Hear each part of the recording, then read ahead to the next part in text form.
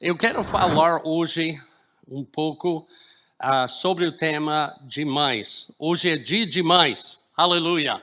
E vocês merecem elogios e ser elogiado. Dia 8, ou seja, dia 9 agora é Dia das Mães. Dia 8 de março é Dia Internacional das Mulheres.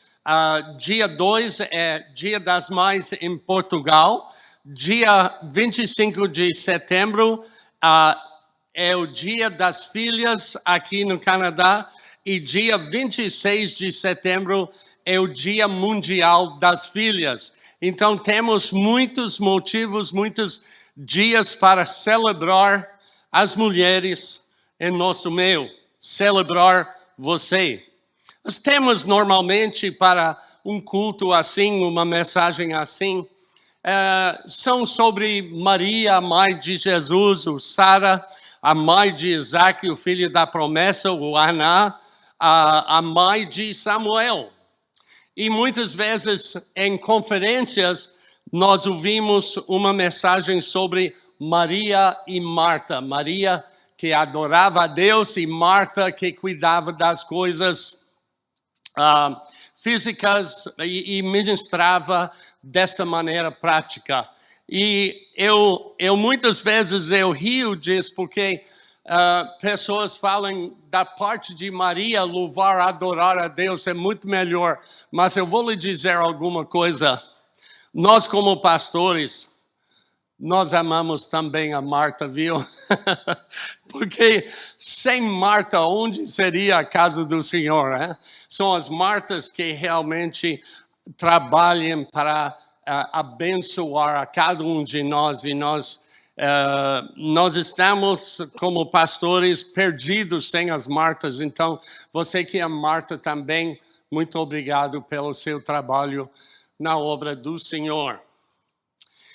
Hoje eu não vou falar sobre Maria e Marta, não vou falar sobre Ana, não vou falar sobre Sara, não vou falar sobre Eva, não vou falar sobre essas pessoas.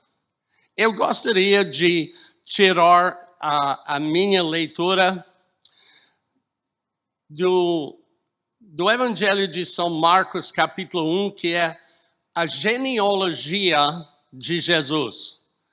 Parece um pouco estranho falar da genealogia nos dias das mães, mas deixa eu ler e depois eu vou explicar um pouco. Então, você que é mãe, você deve achar um papel, um lápis, caneta para anotar o que eu vou tocar hoje. Mateus capítulo 1, registro da genealogia de Jesus Cristo, filho de Davi, filho de Abraão. Versículo 2. Abraão gerou Isaque, Isaque gerou Jacó, Jacó gerou Judá e seus irmãos. Judá gerou Perez e Zerá, cuja mãe foi Tamar. Perez gerou Esrom, Esrom gerou Arão, Arão gerou Aminadab, Aminadab gerou Nação, Nação gerou Salmão, Salmão gerou Boaz, cuja mãe era Raabe. Boaz gerou Obed, cuja mãe foi Ruth. Obed gerou Jessé, e Jessé gerou o rei Davi, e Davi gerou Salomão, cuja mãe tinha sido mulher de Urias. E você pode ler assim em diante até versículo 17, o que nós não vamos ler hoje. Mas eu quero falar sobre as 4 mulheres, as 4 mães que são mencionadas nesse trecho da palavra de Deus. Mateus 1, versículo 1 a 7. 4 mulheres mencionadas, 4 mães mencionadas. Todos eles tinham maridos, tinham amantes múltiplas. 2 se prostituírem. Uma foi incluída na venda de uma propriedade, de um terreno, ela foi incluída no negócio. E um foi adúltera. Se fosse no meu poder, esses 4 não seriam da minha escolha para serem mencionadas na genealogia. Eu jamais mencionaria essas 4 mulheres. Mas eles representam algo importante para nós hoje. 4 mais na genealogia de Jesus que falam alguma coisa para nós. Todos emprestaram os seus úteros ao processo de trazer Jesus Cristo ao mundo. Todos tiveram uma voz, uma declaração, ou seja, um clamor que é representado pelas suas ações e suas vidas. São os gritos, são os clamores de todas as mulheres em todo o tempo, toda geração, mas principalmente de hoje em dia. 4 mulheres, vidas um pouco diferentes, incluído, porque eles estavam dizendo, suas vidas nos mostrem alguma coisa que você precisa para ser uma boa mãe. Primeira, a pessoa que é mencionada é Tamar. Mateus 1, versículo 3, Judá gerou Perez e Zerá, cuja mãe foi Tamar. Perez gerou Hezron, Hezron gerou Arão. A história de Tamar é uma das histórias mais interessantes da palavra de Deus. É inédito a história que ela tem. Gênesis capítulo 38, versículo 1 em diante, diz o seguinte: por essa época, Judá deixou seus irmãos e passou a viver na casa de um homem de Adulão, chamado Hira. Ali, Judá encontrou a filha de um cananeu chamado Suá e casou-se com ela. Ele a possuía, ela engravidou e deu luz a um filho, ao qual ele deu o nome de Tornou a engravidar, teve um filho e deu-lhe o nome de Oná. Quando estava em Quezibe, ela teve ainda outro filho e chamou-o Selá. Judá escolheu uma mulher chamada Tamar para seu filho mais velho. Mas o Senhor reprovou a conduta perversa de filho mais velho de Judá, por isso o matou. Agora, essa história é muito interessante, porque Judá teve 3 filhos. Os filhos eram Aná e Selá, e ele deu o primeiro filho para Tamar. Tamar, uma das mulheres mencionadas. Só que esse homem era perverso. Qual tipo de perversidade? A Bíblia não fala, provavelmente era um homossexual, não queria possuir a sua esposa, e Deus tirou a vida dele. Tamar, na verdade, devia ter recebido uma herança, porque o filho dela ia ter uma porção dobrada dos outros. Então, 3 filhos, primeiro filho, porção dobrado e 2 filhos. 4 partes, 2 partes para o filho mais velho e Tamar, e uma parte para os outros 2 filhos. Mas ele morreu sem filho. Então, Judá, versículo 6, escolheu, ou seja, versículo 7, o Senhor reprovou a conduta. 8, então Judá disse a Onã, case-se com a mulher do seu irmão, cumpra as suas obrigações de cunhado para com ela, e dê uma descendência ao seu irmão. Então, naqueles tempos tinha a lei de levirito, ou seja, casamento levirito. Pessoa só casava dentro do clã, dentro da família. Uma pessoa, um homem morria sem filho, o irmão dele possuía a sua viúva e o primeiro filho seria do irmão falecido. Então você pode imaginar que agora passou a herança, ao invés de ser a metade, agora era dividido em 3, ela ia ter 2 partes, os 2/3 da herança. Interessante. E o que aconteceu está escrito realmente em versículo 9. Segue-me. Os homens não vão seguir porque não tem cabeça para isso, mas as mulheres vão seguir. Versículo 9. Onã sabia que a sua descendência não seria a sua.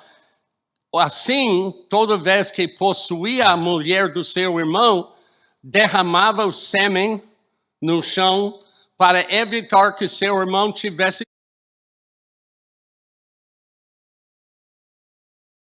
Ele fazia e por isso matou também. Então, essa história, nós vemos o segundo irmão, Onã.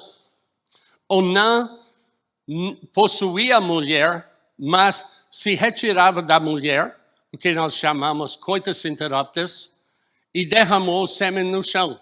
E a razão dele fazer isso é porque ele não queria ter filho e não queria que Tamar ficasse com herança do filho do irmão mais velho, mais a herança do seu filho. Ia ser 2/3 da herança. Interessante. Isso não tem a ver com a maneira que você pratica relações sexuais. Isso não tem a ver com masturbação. Não tem a ver com essas coisas. Tem a ver com o direito da mulher.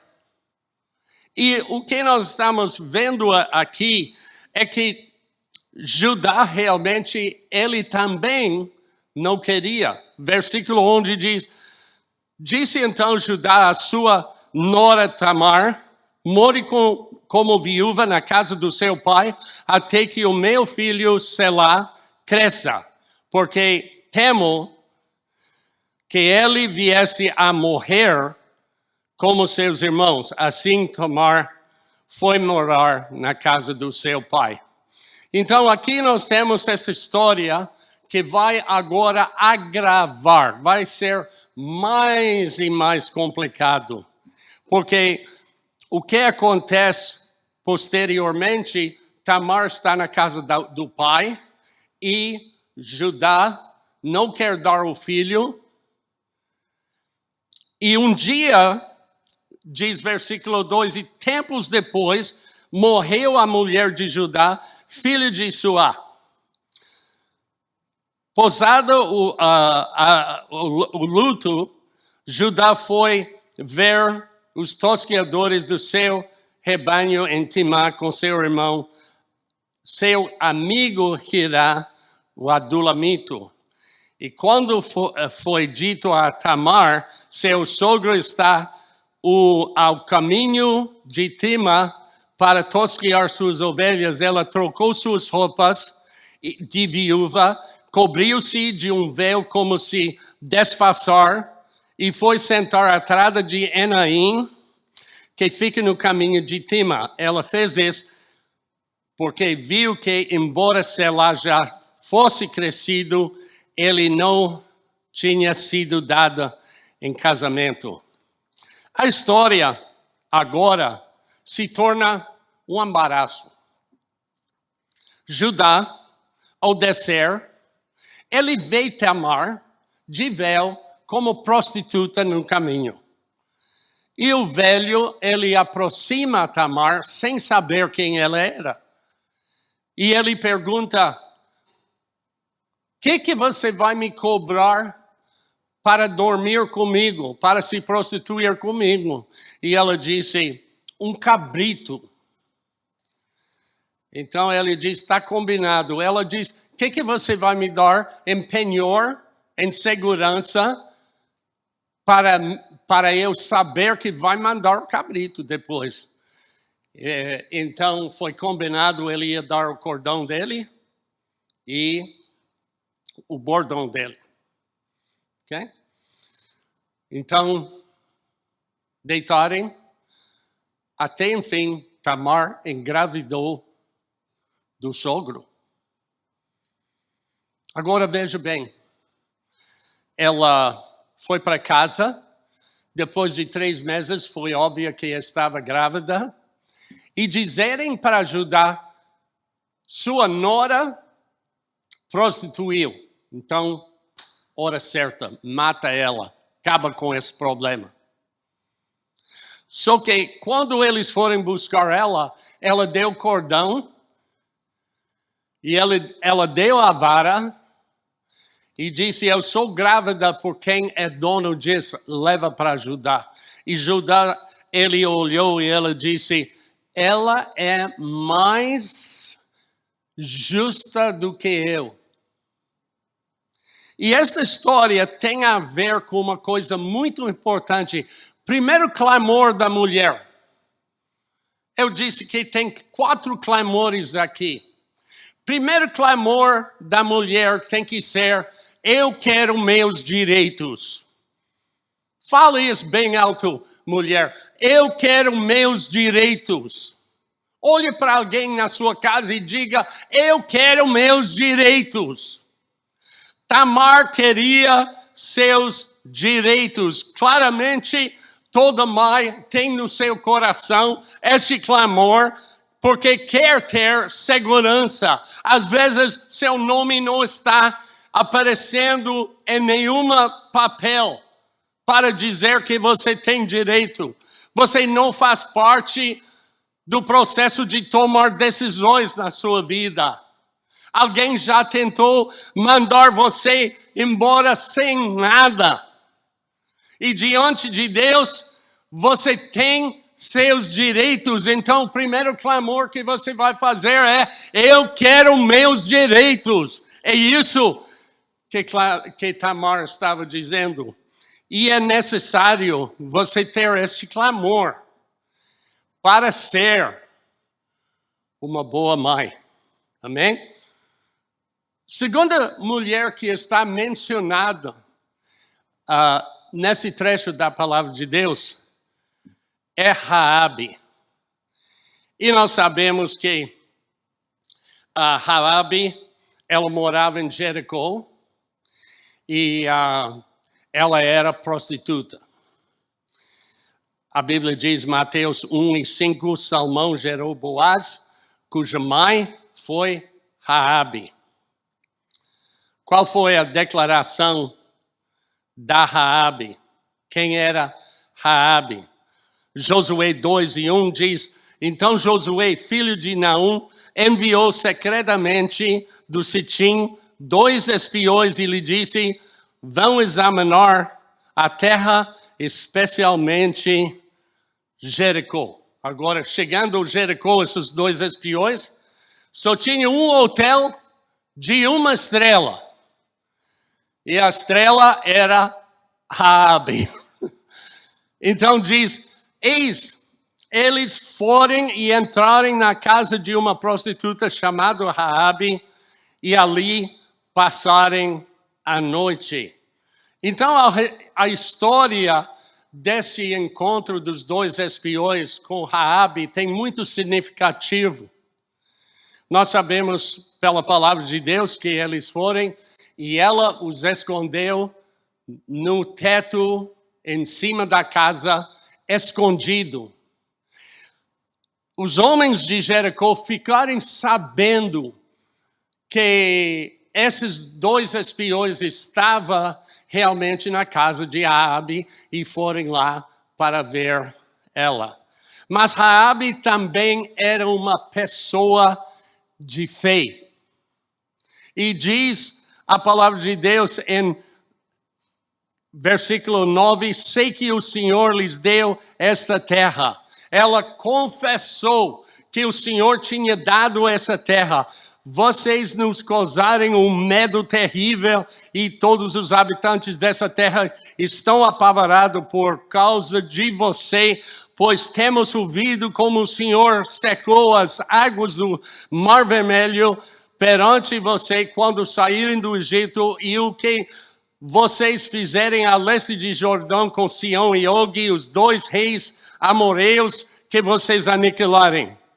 Quando soubemos disso, o povo desanimou-se completamente por causa de vocês. Todos perderem a coragem, pois o Senhor teu Deus é Deus acima nos céus e embaixo na terra. Jurem-me pelo Senhor que assim como eu fui bondoso com vocês, vocês também serão bondosos com a minha família. Deem-me um sinal seguro de que pouparão a vida do meu pai, da minha mãe, dos meus irmãos e das minhas irmãs, e de tudo que lhes pertencem, livre-nos da morte. Interessante essa história de Raabe, porque tem um clamor de Raabe que toda mulher tem, que toda boa mãe tem. Raabe estava declarando que ela ia sobreviver. Diga comigo, eu vou sobreviver. Vira para uma pessoa e diga para eles, eu vou sobreviver. É um clamor que mulheres têm. Mesmo nas dificuldades, você está declarando na sua vida, é o clamor da sua vida. Primeiro, eu quero meus direitos. E segundo, eu vou sobreviver. Eu posso ver as irmãs, as mães em casa gostando e olhando para o marido e dizer, eu quero meus direitos, eu vou sobreviver. Você tem um grito no seu coração porque você sente oprimido no meio de tantas batalhas. Às vezes as mulheres se sentem sufocadas por tudo que acontece. Você vive uma vida precária legalmente. Você vive uma sem fins financeiras adequadas. Você vive dependendo de outras pessoas e isso não é seguro. Você tenta ser a mulher de Provérbios 31, mas não consegue por causa de ser sufocada. A mulher de Provérbios 31, ela teve o direito de sair, comprar, vender, fabricar, fazer dinheiro, ganhar, estar bem. E ela está dizendo, Raabe está dizendo, como todo mãe diz no seu intuito, eu vou sobreviver. É importante que você saiba que Deus vai te ajudar e que você vai sobreviver. Aleluia. Eu vou lhe dizer alguma coisa. Depois, Raabe podia ter olhado aquela cidade, todo aquele povo que desprezava, que menosprezava ela, que achava que ela não tinha valor nenhum, e ela podia olhar para eles e dizer, tudo bem, esse povo forte e poderoso, eles vão vir aqui, vão destruir tudo, vão matar todo mundo, vocês vão morrer, mas eu vou sobreviver. Eu vou sobreviver. Mulher, você vai sobreviver. Mãe, você vai sobreviver. Para ser uma boa mãe, você tem que ter esse clamor no seu coração. Eu vou sobreviver. É o clamor da Raabe. A próxima mulher mencionada aqui nesse texto é Ruth. Mateus 1:5, Boaz gerou Obed, cuja mãe foi Ruth. Tem um livro na Bíblia dado que tem o nome de Ruth. Ruth 1:1, na época dos juízes, depois de Josué, depois de entrar na terra, houve fome na terra. O homem de Belém, de Judá, com a mulher e os 2 filhos, foi viver por algum tempo nas terras de Moabe. O homem chamava-se Elimeleque, sua mãe, sua mulher Noemi, seus filhos, 2 filhos, Malom e Quilião. Eram efrateus de Belém, de Judá. Chegarem a Moabe e lá ficaram. Então nós vemos este casal com 2 filhos forem para Moabe. Morreu Elimeleque, versículo 3, marido de Noemi, e ela ficou sozinha com seus 2 filhos. Eles se casaram com mulheres moabitas, um chamada Orfã e outro Ruth. Depois de terem morado lá por quase 10 anos, morreram também Malom, cuja esposa era Ruth, e Quilião, cuja esposa era órfã, e Noemi ficou sozinha, sem os seus 2 filhos e seu marido. Agora, esta história é mais do que triste, né? Mulher, abandonado, sem direito, será? Quase no precipício de extinção, talvez. E ela tem 2 noras.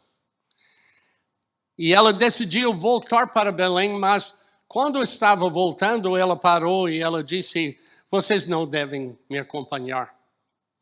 Porque, na verdade, eu não vou ter mais filhos para você casar. E, órfã, ela voltou. Mas Ruth foi diferente. Versículo 17 diz: porém Ruth disse: não me insistes o que te abandone e deixe de seguir-te. Ouça a declaração de fé nesta mulher que tinha convertido a Jeová.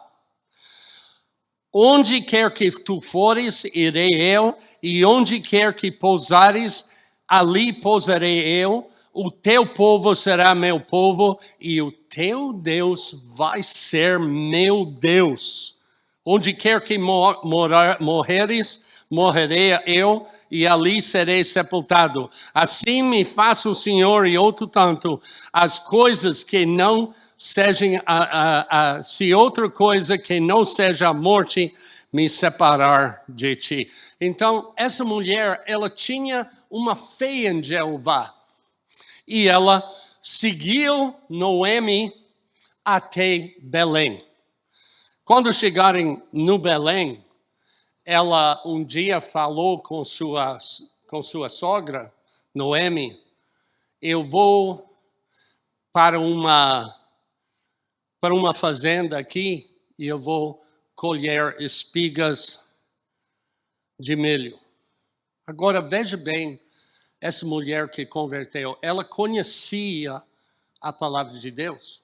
Ela sabia que em Levítico a palavra de Deus disse: não neguem justiça ao estrangeiro, órfão, nem tomem como penhor o manto de uma viúva. E versículo 19 diz: quando vocês estiverem fazendo colheita na sua lavoura e deixarem de um feixe de trigo para trás, não voltem para apanhá-lo, deixem-no para estrangeiro, para órfão, para viúva. Então, Ruth já sabia algo da lei de Deus. Ela sabia que ela tinha direito de ir pelo menos nessa fazenda, nessa propriedade, e de colher esses trigo. Por quê? porque ela era estrangeira, não tinha pais lá, era órfã, e era viúva. Todos três. Então ela foi, e ela começou a colher. Mas ela também sabia que a Bíblia diz em Deuteronômio 25, de 5 a 10, que ela tinha direito de ser resgatada, de ser comprado, de ser adquirido por um parente próximo ao seu marido. E ela, a Bíblia diz, porventura.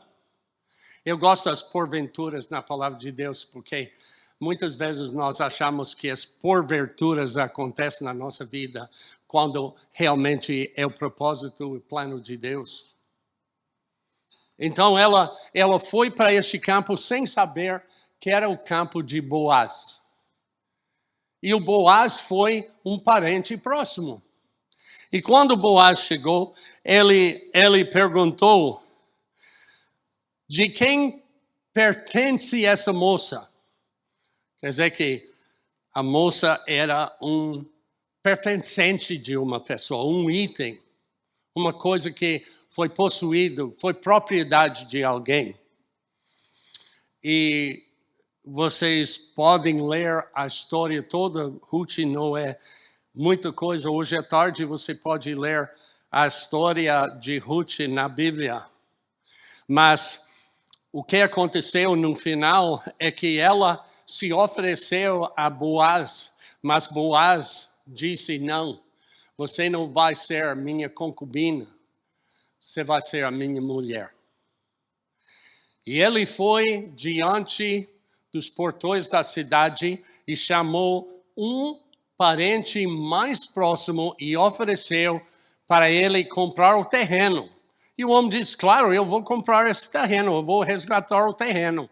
Então Boaz diz: mas também quando assumir o terreno, tem que assumir a mulher do quilião. Você vai ter que assumir a esposa, de Malom. E o homem disse: não, eu não quero assumir a mulher dele. Então ele disse: eu vou. Tem um grito no coração, tem um clamor da vida de Ruth. Ruth estava realmente vivendo sem marido, separada da família, no Moabe, sem herança, sem dinheiro, sem nada. Mas por que esse nome de Ruth, então, aparece na genealogia de Jesus? Por que apareceu o nome de Tamar? Por que apareceu o nome de Raabe? Por que apareceu o nome de Ruth? Porque Ruth, porque você tem lugar na genealogia? Ruth, você é moabita. Ruth, você é viúva. Ruth, você não tem direito. Ruth, você não vai sobreviver. Ruth, você é pobre, colhendo espiga.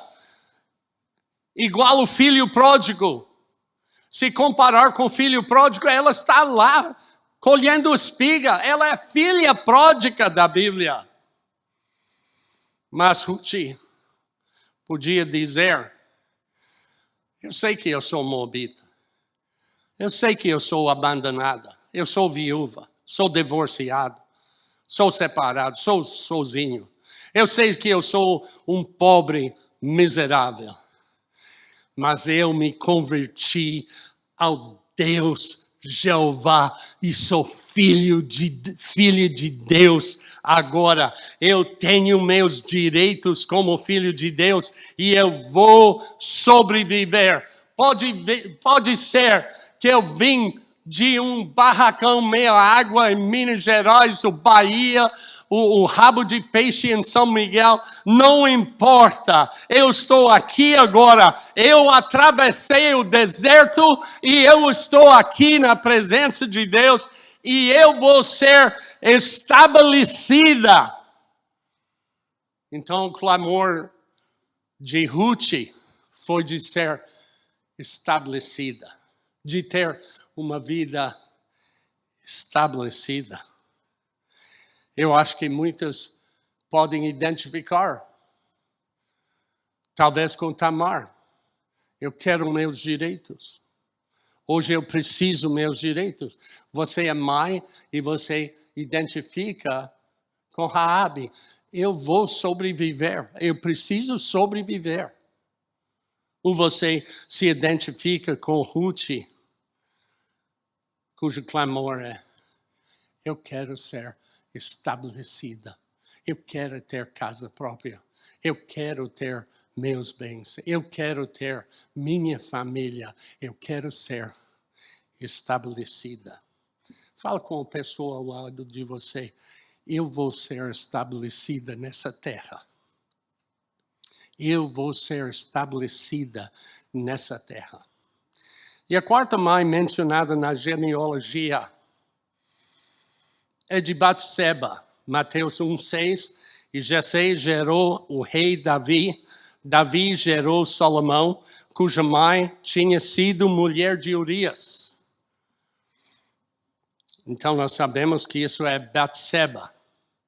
E a história de Davi e Batseba, todo mundo conhece, todo mundo sabe do ato adúltero de Davi quando viu Batseba e convidou, deitou com ela, e nasceu um filho que morreu. E depois nasceu um outro filho que ia ser rei, Salomão. O profeta Natan chegou e disse, o nome dele vai ser Gedonias. Quando lemos em Provérbios 31, nós vemos que Batseba chamou ele de Lemuel. E segundo o pai Davi, ele foi conhecido como Salmão. Todo mundo queria ele. E tem uma coisa interessante no final da vida de Davi, que é muito, muito interessante para o que nós vamos terminar de dizer hoje. 1 Reis 1:9. Então Adonias sacrificou ovelhas e bois, novilhos gordos, junto à pedra de Zoelete, próximo a Enrogel, convidou todos os seus irmãos, filhos do rei, todos os homens de Judá, que eram conselheiros do rei. Versículo 10, mas não convidou o profeta Natan, nem Benaia, nem a guarda especial, e nem seu irmão Salomão. No final da vida de Davi, ele estava muito doente, ele estava à beira da morte, o corpo dele tinha esfriado, que nem canadense, e eles procuraram uma virgem muito formosa, Abishag, para deitar na cama com ele, para aquecer ele, né? E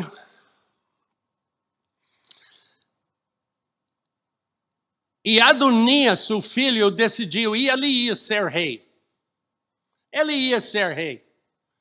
E ele juntou todo mundo, menos, não falou para Davi, não falou para Natan, o profeta, Benoi, o sacerdote, ele não falou com a guarda do palácio, não falou com Salomão, e fez uma festa para se autodeclarar rei. E Natan veio falar com Batseba. E nós lemos em versículo 15, então Batseba foi até o quarto do rei já idoso, onde a sunamita Abishag cuidava dele. Batseba ajoelhou e prostrou-se o rosto na terra diante do rei. O que você quer?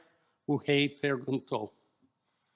Ela respondeu, meu senhor, tu mesmo juraste a esta tua serva, pelo Senhor teu Deus, seu filho Salomão me sucederá como rei e se assentará no trono.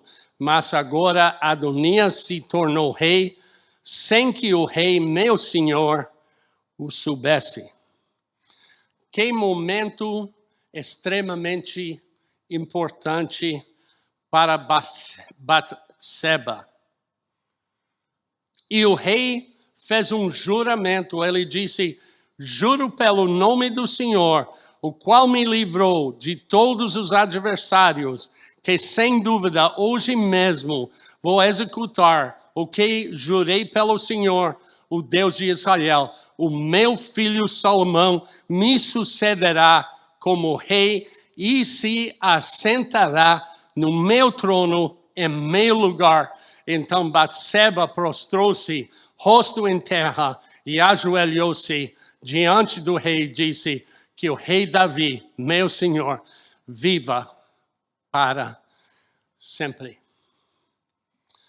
No final dessa história, Zadok, o sacerdote, profeta Natan, filho de Joiada, e Corintidas e os peletitas fizeram Salomão montar sobre a mula de Davi e a escoltarem até Guião. E o sacerdote Zadok pegou na tenda da chifre com óleo e ungiu Salomão. A seguir, tocaram trombeta de todo o povo: viva o rei Salomão. Por que Batseba é mencionada na genealogia de Jesus? Porque ela teve um clamor da sua vida que é para toda mãe hoje. E o clamor dela foi: eu vou influenciar, eu vou ter influência. Será que você identifica com essa mulher, essa mãe hoje? Você é ignorada, ninguém em casa escuta você, nem seus filhos obedecem. É porque eles não entendem que o futuro deles, o seu caráter, o seu sucesso na vida depende de você. Você vai influenciar tudo nas suas vidas e é você que vai os tornar rei. Batseba nunca foi conhecida como rainha, mas ela estava produzindo um rei. Mas você está produzindo seus filhos como reis e rainhas. E para ser uma boa mãe, você precisa ter esse clamor na sua vida: eu vou ser uma influência. 4 vozes, 4 clamores dessas 4 mulheres da genealogia para ser uma boa mãe. Eu quero meus direitos, eu vou sobreviver, eu vou ser estabelecida e eu vou influenciar outras pessoas. Qual é o clamor do seu coração hoje? Talvez seu coração, mãe, você é mãe ali, você está dizendo: eu posso identificar com uma dessas declarações. Ou talvez você está dizendo: eu quero identificar com todos esses clamores na minha vida. Vamos orar. Pai amado, eu quero te dar graças por cada mãe que está ouvindo hoje. Cada um que vai ter seus direitos, cada um que vai sobreviver, cada um que está na sua presença agora, que está determinado a ser estabelecida, cada um que quer influenciar. Deles, o desejo do seu coração hoje, resolve o problema, a luta nas suas vidas. Eu quero que eles sejam boas mães nas suas famílias. E que o Senhor multiplica bênçãos. Senhor, Tu sabes o que é que eles estão pedindo nos seus lares agora, Senhor. Abençoa esses mães em Israel. Em nome de Jesus. O Senhor te abençoe e te guarde. O Senhor faça resplandecer o seu rosto sobre ti e conceda graça. O Senhor volte para ti o seu rosto e te dá paz. A graça do Senhor Jesus Cristo, o amor de Deus e a comunhão do Espírito Santo sejam com todos vocês, hoje e todos os dias. Em nome de Jesus. Amém.